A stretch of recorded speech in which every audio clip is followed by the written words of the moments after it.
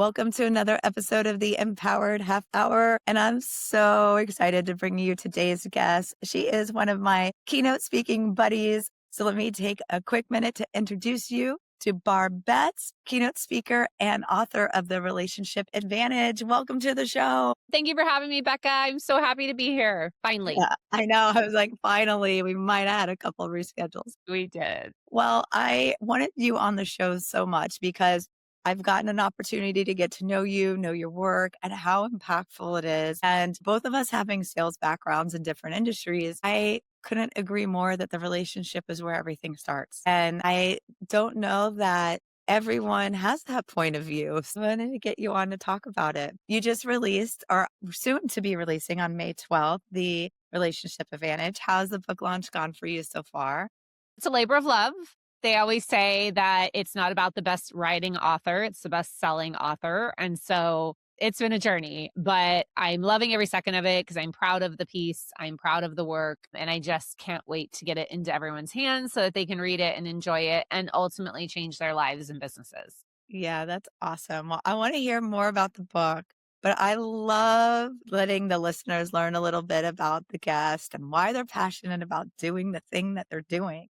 So, what's your backstory? What led you to being so passionate about centering your work around relationships and then ultimately writing your book? Interesting question because up until about 2 years ago, when I first started writing the book, if you would have asked me why I'm so passionate about relationships, I would have told you that it's because I built a whole sales career around them and I became a top producing, well known, moved up the ranks in leadership realtor and built an entire real estate business and practice and then taught it to other agents, all on the backs of no cold advertising, no internet leads, no bus benches, grocery carts, all of the things that traditional agents do. And that was what I used to tell people is why I'm so passionate about relationships because I've seen it literally change my business. And then Yes. I was at a speaking event a couple years ago, a year and a half ago, and the mentor, another keynote speaker friend of mine, asked us a question from stage. And he said, what's the story on your heart that you're not telling? And I was like, ooh, that's an interesting So I question, just got right? the goosebumps, girl. You can't Right. So tell it's a me good what question for that is. everybody that's in the thought leadership business to ask themselves, like, what is the story that's really inside of you that you're not telling? Yeah. And I had this epiphany, I had this moment, I had this feeling, and it kind of all hit me that the reason I'm so great about relationships and the reason I care about them so much and the reason I've made them my life's work is because growing up as a little kid, I was not a popular child. I was an only child. I was overweight, awkward, wore Coke bottle thick braces, had a birthmark, Coke bottle thick glasses, braces, and had a port wine stain birthmark all over my face. I was ridiculed, made fun of, Mm. all of the things. The last one picked for kickball, not invited to sleepovers. I was a very lonely child. And I was also an only child. So I was a latchkey kid who went home to an empty house every day. And the reality is, the reason I never really told that story is I never wanted it to be a shame on my parents because they were good parents and they provided for me and all of the things. But it doesn't mean that I still wasn't lonely. And so I realized when I was asked that question, that's really where the foundation of my connection begins because what I started doing as a young child is I started performing and protecting myself to become the person that everyone wanted me to be in order to have friends. So it's how I made friends. And once I found friends and found connection and knew how that felt to have people look at you and see you and know you and be friends with you and want you around, that's when I realized that when you go without something your whole life, you will fight with every bone in your body to have it for the rest of your life. Like when people are Understood. homeless or hungry.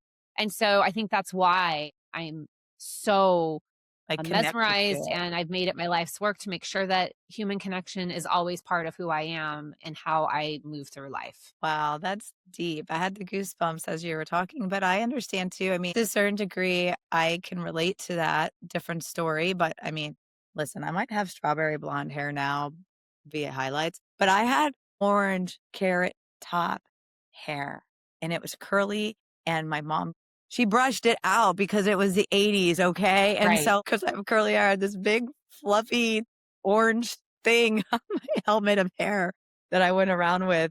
So yeah, I got made fun of and stuff like that. I obviously love connection and relationships too. And I learned to use my personality and my humor and things like that to really connect. And I really, even to this day, I have friendships that are over 30 years old because I value relationships so much. But let's pivot a little bit to how have you seen this show up for people positively? I mean, and it's okay to talk about it from the business perspective. A lot of the audience are, I would say, a small part is entrepreneur, solopreneur, but then we have a lot of corporate folks who are in sales. I have a lot of high performing sales, independent contributors and salespeople. So we need relationships. So you can go on to the whole thing, but talk a little bit of how you've seen it transform personally and professionally. Well, the thing about relationships is we all have them whether we want them or not, right? We all need to recognize that relationships are a part of our life and business whether we want them or not. Nobody is truly living And you can't go alone. around like, I don't like people. I mean, you can, but Well, people try to say that. I always just say it's because you're around the wrong people. If you say you don't like people, it's because you're around the wrong people. That's my belief when people say that. Or I'm not a people person. Yes, you are, but you just aren't with the right people. You have a high probably instinct for fakeness and small talk bugs you and things like that, superficial stuff, which is why you just haven't found your people. But when we talk about how relationships are transformational in our lives, I really have the belief that human connection is what drives the world. And the problem right now in society is we are more connected than ever before. We can have tens of thousands LinkedIn followers. We can have hundreds of thousands of Facebook friends and Instagram friends and a database that holds 2,500 people and all of these things in our lives, yet we're feeling more disconnected than ever before. What I ask audiences oftentimes is I'll say, raise your hand if you've already received 50 emails this morning, and everyone's hands go up. And then I'll say, leave your hand up if you've actually gotten one personal phone call or text message from a friend, not a family member, not a spouse or your child, but a friend or a colleague. And all of the hands go down. And so, what we're not realizing about relationships is that when people say, oh, relationships don't work for me, or I don't, to your point, like anybody, and it's because we're not actually making them intentional.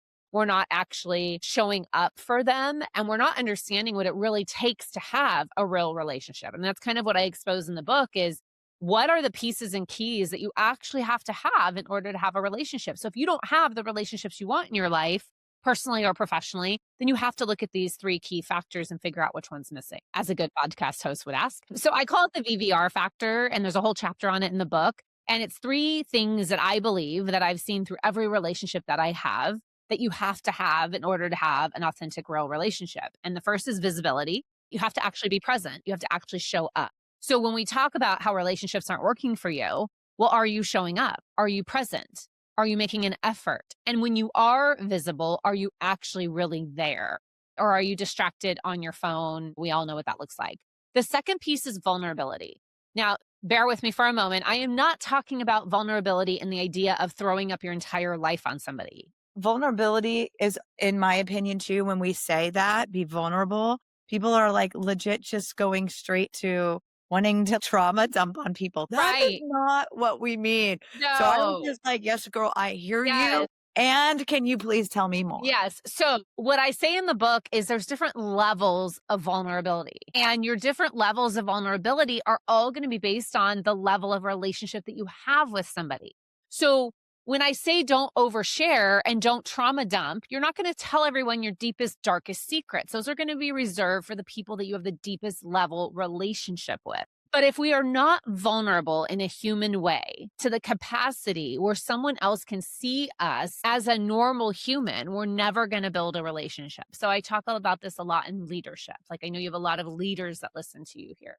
In leadership, vulnerability can be as simple as you're having a meeting about a new piece of software that the corporate office is making you use. And vulnerability as a leader can be as simple as that leader saying, listen, guys, I don't like the new software either.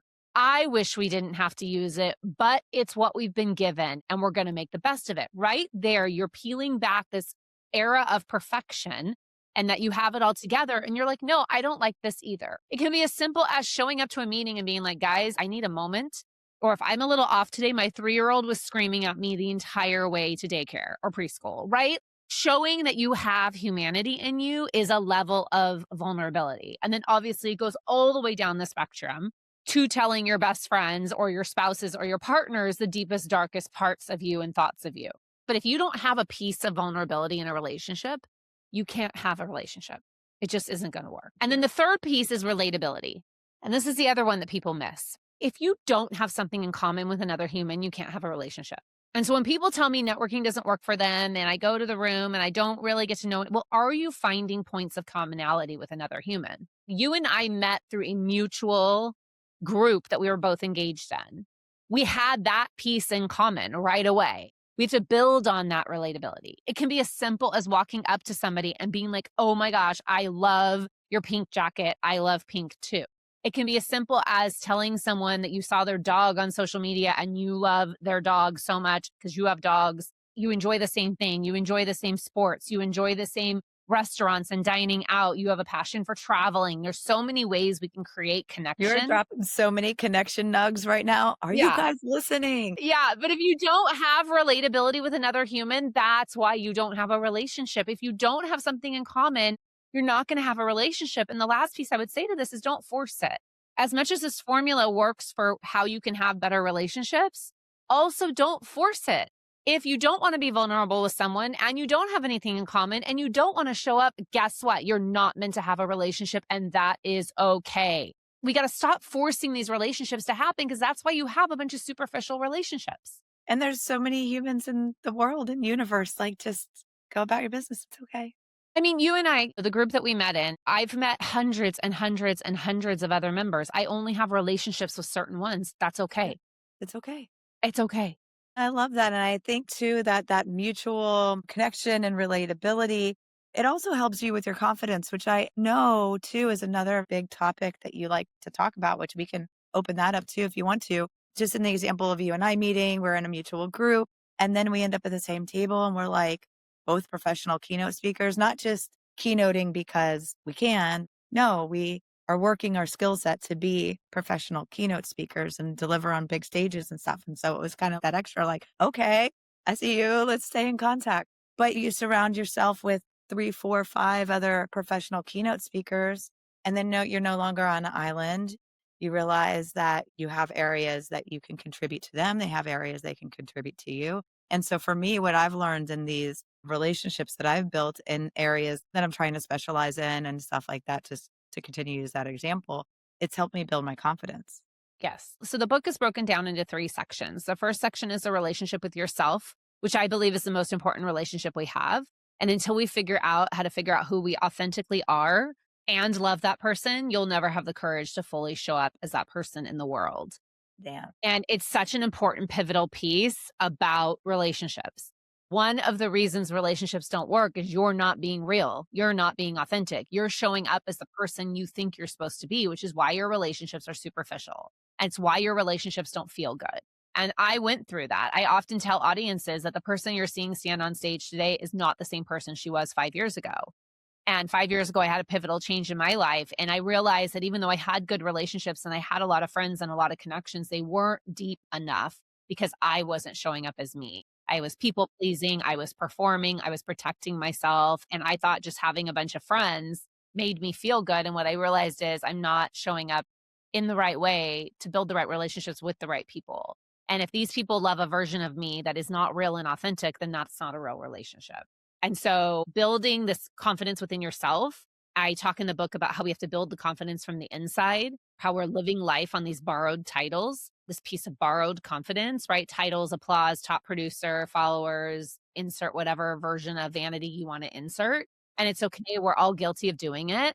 But what I did was I built my confidence from the inside so that it can never be taken away. You can't I take it love away from me that. And I'm because I sure there's some listeners here that are like, oh my God, she totally just called me out. I want to ask a question. If someone's listening and is like laughing, but also like, okay, I did just get called out. Like I kind of have some superficial stuff happening right now. What is a recommendation or a tip that you have to help them connect with their inner confidence first? I share 4 permissions in the first section of the book. I love all the frameworks. Yeah, the first is permission to stop hiding. That's this idea that you just have to permission to stop being somebody that you're not. And I say that, when we hide who we are, we limit who we can become. And we're all hiding behind something. Mine is a hair story that you can read about in the book. We could go on for 30 minutes about it, but just basically a hair loss journey that changed my life. And once I decided to stop hiding behind that hair loss journey, the floodgates opened with Amazing. attraction and people that were drawn to me and doors and opportunities opening that I never thought would exist. The second is a permission. to stop people pleasing, which is I could have had a PhD in people pleasing. I was a Very this professional at way. it. That's the whole idea of telling people what they want to hear instead of what they need to hear. The third is permission to reframe comparison. And this is a big one because I think we get stuck in this rat race of leaning on this borrowed confidence because we're trying to keep up with someone else and we're trying to be someone else. And they talk about how comparison is the thief of authenticity. And the second you compare yourself to someone else, you're taking away your own Yes, authenticity. And so I give you 4 steps in the book how to reframe that comparison into curiosity, I which love is a that. really powerful message. And I then the mean, last one, curiosity is such a higher vibrational. it is a higher vibrational, and I still get caught in it every day. I was going through a moment yesterday. I called one of my best friends and she called me out on it. She's like, well, let's Hey, use the first get step that of your framework. What is this feeling that you're having right now telling you that you want in that someone else is doing? And I always say that someone else's success is just proving to you that it's possible. It's not even just leaving fruit. clues, it's proving to you that it's possible. The fourth, really quick, is this permission to embrace self doubt because we are told our whole lives not to doubt ourselves. And I say the opposite. No, you should doubt yourself every once in a while. You need to embrace that feeling of self doubt because I believe self doubt is truly the space where our confidence is born. And this idea of being an imposter drives me crazy that we've programmed people to think that imposter means you're a fake or you're a fraud. No wonder people are running around And then it's unconfident. almost like the identity. They're like, "Well, I have imposter syndrome," so then it automatically It's like separates. you're giving yourself an excuse to not show up. You're giving yourself an excuse "Well, I to have not do the thing imposter where I syndrome." say that imposter syndrome is just a sign you're growing. That's a lot. We could spend 5 hours talking about it all, but those are like the things that I know. And I always tell audiences, there's 1,000 things that you can do to become more confident, but these are the 4 things that I know have changed my life in a big way. I love that, and I learned a valuable lesson in that too. One of my master coaches several years ago, when I was first getting into really trying to rise into the author keynote space, and she was like, "Well, who do you envy?" And I was like, "What do you mean by that?" And she's like, "Who's a famous person that makes you feel small or like you really love them, but they make you feel some type of way?" And I remember her saying like, "I love her, but I hate her." I'm like, "Gabby Bernstein, she has taken all my New York Times bestsellers." That was just an example that maybe the audience But could, she's like, grab showing you what's onto. possible. She's That showing is you what's where I was possible. going. High Right. five, yes. Yes, I know. It's so hard. And trust me, like I said, I still get caught up in it. I always tell people I am not a healed person. I'm a person who has decided that being the real me is the only way that I'm going to show up in this world. And when I do have moments of self doubt, when I do have moments of people pleasing, when I do have moments of comparison, when I do have moments of hiding who I really am, then I'm just going to course correct quickly and step back into that person. That's why I started out this conversation by saying, until you know who you really are and choose to love that person, because some people know who they are and they don't love who they are. So you got to know who you are and love that person. And then you will have the courage to fully show up as them in this world. There's a part of your storytelling that really made me tear up because I did not go through it as severely as you did, but I do know a lot of women struggle with alopecia. And you guys, she has a phenomenal story. Please purchase her book. Follow Barb. She's amazing. But when you first told me your story, I just listened. I really didn't go into mine, but I worked myself into an emotional collapse a decade ago, and my body started responding about 18 months afterwards, and I got circular alopecia.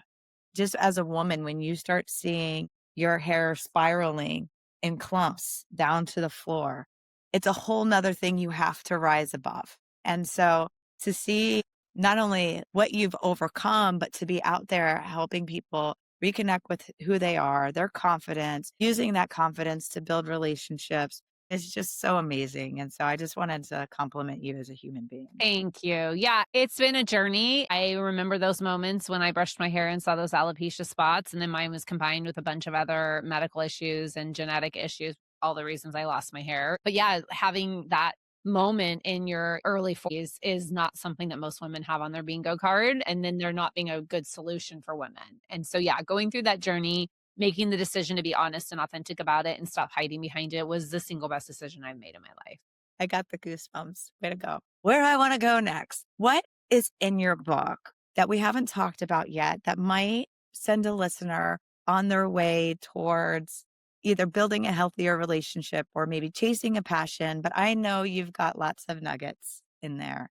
So I'd love to open it up for you to share something that you want to share. The idea of the book is the first section's all about yourself. The second section's how do you build relationships with others. And then the third is how relationships make an impact in life. So there's one chapter on sales, one chapter on leadership, one chapter on community, and then ultimately how relationships are our legacy.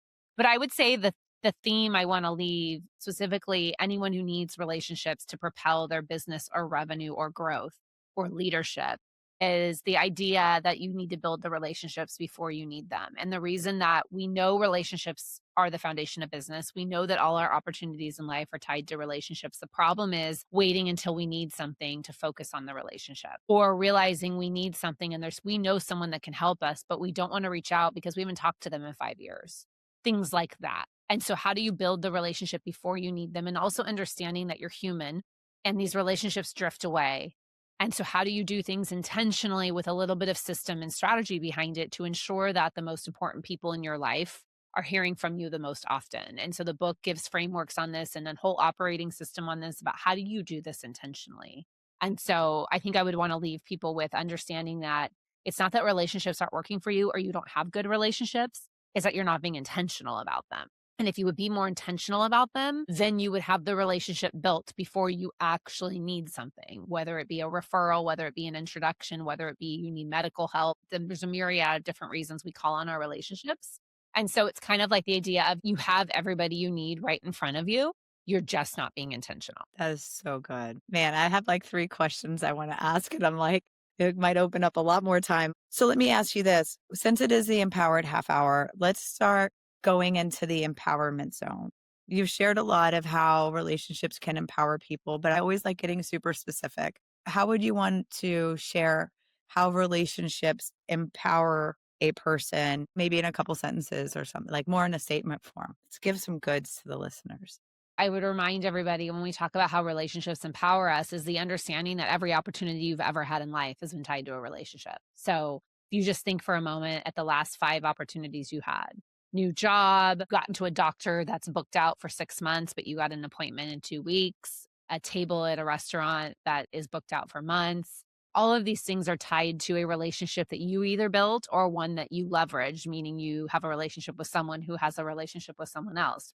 And I want you to just realize if every opportunity in life is tied to a relationship, then also the understanding that every relationship that you are letting drift away or that you are ignoring could be opportunities you're missing. And so end with knowing that these people that you think about often, these people that you pop into your mind and you don't do anything about it, just start today by doing something. I'll end with I teach a really simple method in the book, and it's probably the thing that I might be go down to my grave being known for teaching thousands of people this is the 5 by 5 method. And I call it the 5 by 5 method for a very specific reason. It's 5 messages a day to 5 people you care about 5 days a week. And if you start doing this every day for the rest of your life, you will watch your relationships fundamentally change. And it's messages with no ask and no agenda. It's just checking in. I was thinking about you, saw this and it made me think of you, thought you'd enjoy this podcast. Oh my God, I went to that restaurant last night that we went to 3 years ago where we just laughed all night long. Anything. How's the kids? How's the family? How's life? No ask, no agenda, just show people that you care. Bonus points if you do it in a systematic way, which I talk about in the book. But 5 messages a day to 5 people you care about, and you will transform your life and other people's lives because you're going to show them that they actually matter to you. It doesn't take a lot to let someone know you care. To that point of that simple text, I remember recently going to a Stevie Nicks concert, shocker. Like anybody knows me knows like I'm a mega fan. So I'm like, shocker, I was at a Stevie Nicks concert. But I remember texting one of my mentors who I hadn't texted for a while, who also loves Stevie Nicks, a song played. And I was like, oh my God, I'm at Stevie Nicks just thinking of you. But it got us back in contact and it was just nice. And she's like, I can't believe you thought of me. And it's just really nice But that's what I to tell people when people will say, well, what do I do when someone I haven't talked to in 4 years? Just text them. just do it. And people will be like, well, do I apologize? No, they know you haven't talked to them in 4 years too. You don't need to apologize. Don't make it weird. Because they haven't Just reached be out like, either. hey, I was thinking about you today. I saw this and it made me think of you. It might open up a new conversation stream. then hopefully that will lead to maybe an in-person, face-to-face, coffee, Zoom chat, whatever you want to do. And now all of a sudden the relationship is right back on track. Because if there was a foundation of a relationship there before, a Yes. foundation of a relationship will appear again. Wow. Barb, it has been an absolute pleasure to have you on the podcast. I could talk to you for probably 2 hours straight and just have a ball doing it. But we're at the 30 minutes. So go ahead and share with the audience how they can purchase your book, how they can follow you. Yes, my favorite thing. So the relationshipadvantagebook.com is where you can go purchase your advanced copy of the book and you'll get a bunch of bonuses and all of the things. And then I love to hang out on Instagram and LinkedIn. It's just at Barb Betts. Really simple, really easy. And it's me online. It's me in my DMs. So just pop in, say hi, tell me you learned about me from Becca's great show. And yeah, then we'll be friends. That's awesome. Well, thanks again for coming on. It was so great to see you. Thanks, Becca.